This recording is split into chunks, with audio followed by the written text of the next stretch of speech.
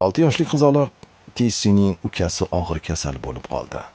Otasining umidsizlik bilan oyisiga endi uni faqat mo'jizagina qutqara oladi deganini eshitdi-yu xonasiga yugurib kirdi. Tessi topgan tutganini olib dorixonaga qarab yugurdi. Peshtaxta yoniga yaqinlashdi va arang nafasini rostlab, "Men mo'jiza sotib olmoqchiman", dedi oq xalatli kishiga. "Kechirasiz, tushunmadim", dedi dorixonachi.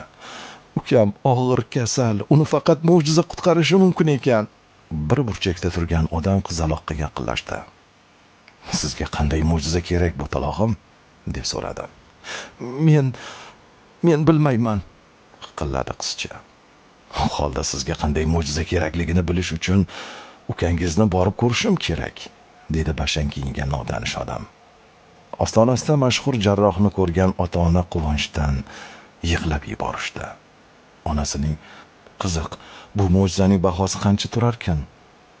deganini eshitgan Tessi jilmaydi. Axir bu mo'jiza qancha turishini u aniq bilardi-da.